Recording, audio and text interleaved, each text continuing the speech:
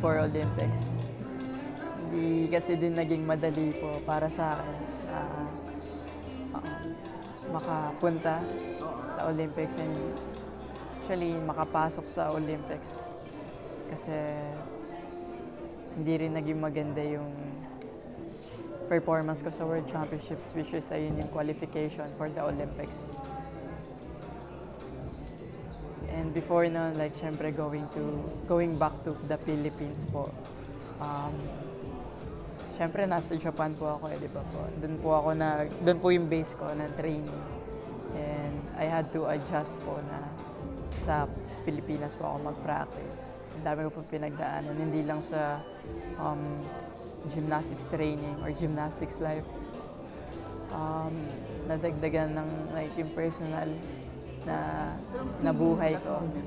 Anong feeling mo that? Ayun nga po, nag-backtrack po talaga lahat. Kaya lahat po. And then, sobrang saya ko po na nagpasalamat talaga ako kay Lord. Di ako makapaniwala na grabe si Lord binigay niya sa akin yung ganong blessings po. And sobrang saya ko lang that time. At kahit pangit na ako sa screen, hindi ko na talaga kasi kayang pigilan po yung...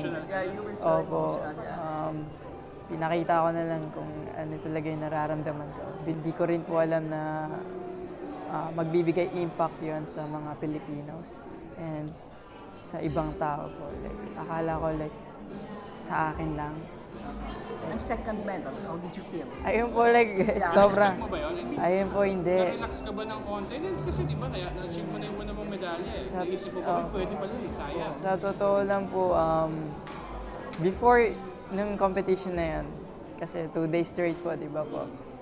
Hindi ako makatulog kasi hype na hype yung katawan ko sa...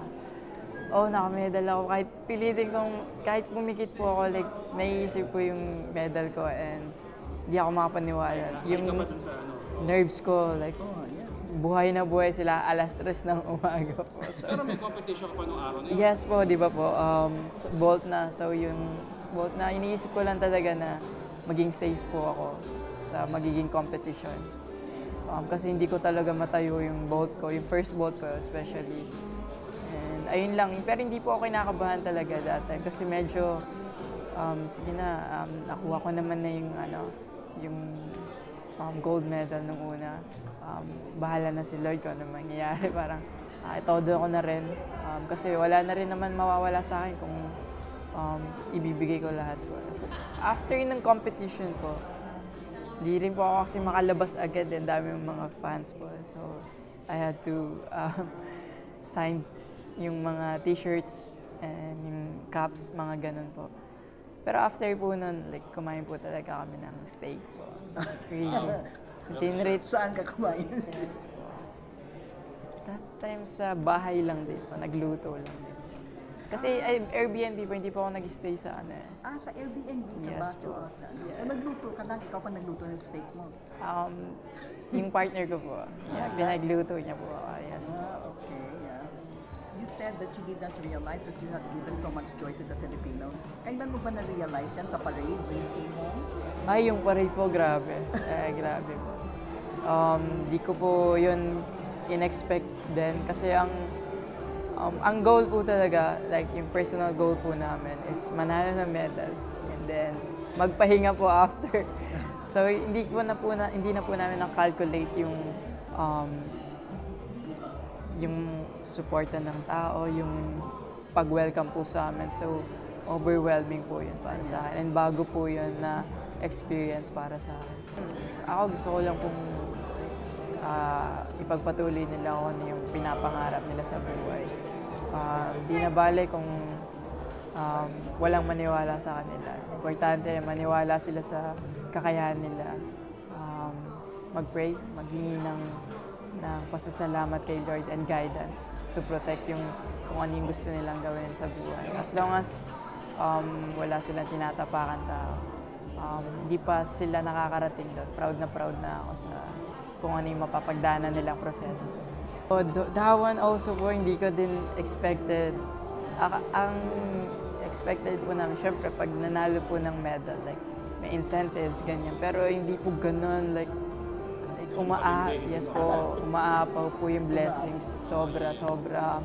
Gusto rin po magpasalamat sa mga nagbigay sa amin. Kay President, sa Senate, sa Congress po, and sa mga iba po pong mga nag-sponsors po sa amin.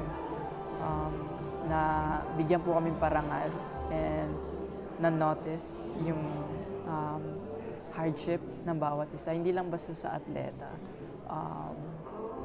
Sa mga coaches na extend po. And syempre sa mga NSA po namin. Super grateful. And syempre sa mga Paralympians na extend din po siya. Kaya sobrang grateful and blessed po naming lahat. Yes po. Instant like celebrity po yung nangyari po eh. Wala ka ng privacy. In a way po, double-edged po. But at the same time, it's another blessing and a gift from God po. So I'm really taking that po as an opportunity na mapalawak po yung gymnastics sa Pilipinas and ma-share yung spirit ng sports sa Pilipinas po and yung knowledge na na-experience ko sa trainings, sa hardships, sa pagkapanalo, sa happy moments na ma-share po sa bawat kabataan. Yes po, bukod po sa nasabi ko po din before sa Toyota na yung food po na security, like really wanted to do that po. Pero yung gymnastics clinic po siguro, gusto ko ma-extend din po yung pagbigay ng knowledge ko po na natutunan before sa mga past experience ko and how to build yung basic plan po.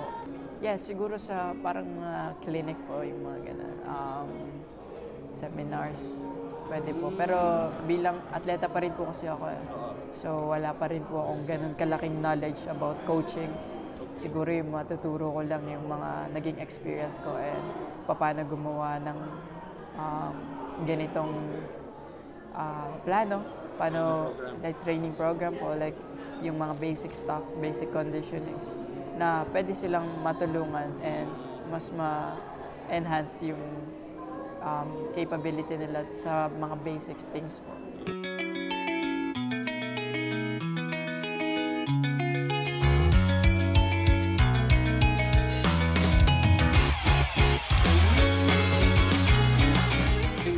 At the MVPSF Gymnastics Center for the Toyota Starter Impossible Gymnastics Camp with Carlos Yulo. Carlos Yulo, as one of our global Team Toyota athletes, we support him because of his being what we call a dual hero, meaning he's a hero for his sports achievement and at the same time he is a hero for his initiatives for social good. So, as we all know, we have been very supportive of Carlos Yulo throughout his journey, and now we are very happy that aside from his achievements in gymnastics, he is also very willing to share his knowledge and skills, especially with young, promising athletes from all over the Philippines. So this project came. This project is actually a collaboration between Toyota and Carlos, and we had consultations with him. We of course we know his advocacies. He is for empowering and helping children and also pushing for food security. So we did some consultations, some meetings with him and his team, and we asked him what kind of project or initiative would he like to pursue with Toyota support, and he identified this project. He wanted to he wanted to do a gymnastics camp which is very inclusive, meaning we are inviting these young athletes from all over the country. So for today, we flew in the young gymnasts from Cebu, Davao, and also we have participants from Luzon and Metro Manila all here right now. So aside from Carlos leading the camp, the clinic, he also invited his coaching staff, led of course by Coach Aldrin Castañeda, to be the teachers or the mentors for today's clinic. And also, Carlos believes in a very holistic development for sports. So aside from the physical trainings, he also invited one of his dietitians, nutritionists, to also impart some knowledge to the children and their respective parents and guardians. So this project is really more than just a two-day clinic. This actually intends to do a holistic sports development among these promising talents.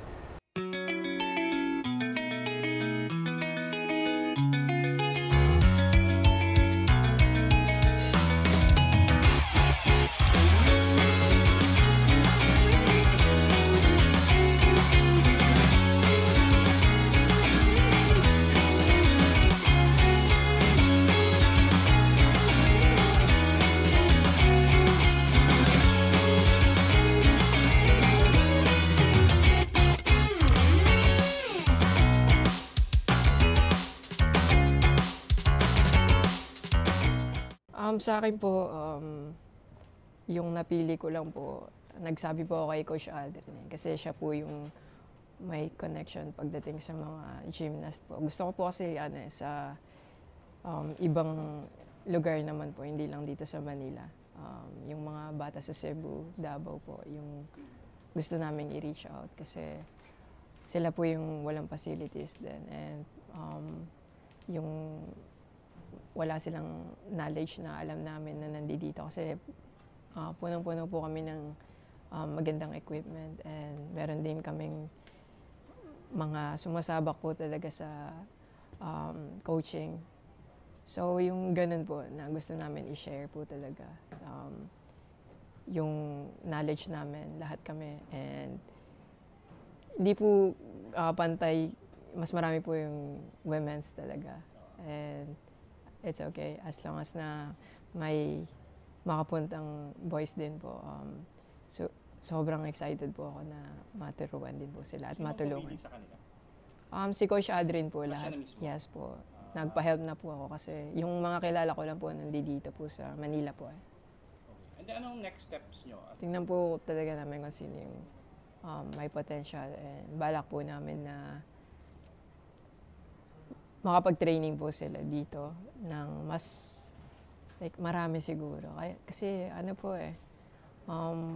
baliwala po yung training, yung clinic na to if wala pong next step para sa kanila. So, hindi man po ako yung magturo full time pero makasabay po sila mag-training or bigyan po sila ng program yung mas magandang plan po para doon po.